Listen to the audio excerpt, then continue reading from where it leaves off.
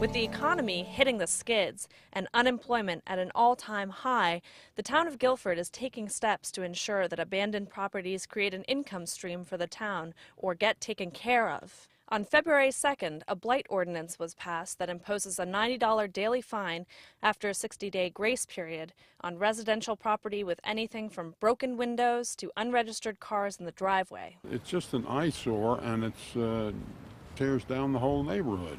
Richard Ekstrom has million-dollar views until he looks next door.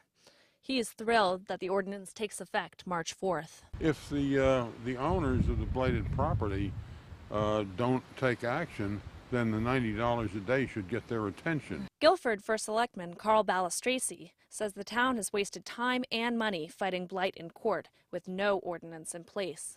People have accumulated an incredible amount of used furniture, old cars, lawnmowers, boats, and then maybe would have weekly tag sales. It was almost like running a business. But again, it was in a residential area. The neighbors going by every day were really upset. It took the zoning enforcement officer and the health director several trips to court over a long period of time to get this situation resolved. There used to be a kind of a gap in our regulations for defining properties where there were accumulations of objects or deterioration of property values.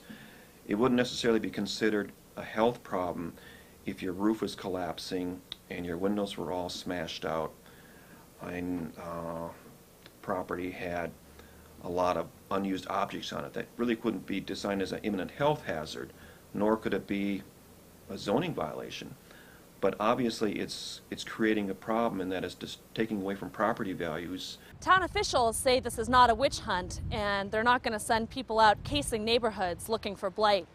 Still, just one complaint from a resident unhappy with the state of his neighbor's property, and a fine could show up in the mail. Those against the ordinance worry that the elderly or those down on their luck are being treated unfairly, and that blight is in the eye of the beholder. This ordinance has a bit of compassion in it, and that if we do come across those cases, that we'll try to work with those homeowners, either through trying to get some voluntary group to help clean up the property, or giving them more time to correct the problem. We can extend the deadlines on citations or in orders to correct the blight conditions. So recognize that we may not get as rapid compliance with somebody who is disabled or doesn't have the resources to hire a crew to come in and clean up. But it's the extreme cases that are being dealt with first.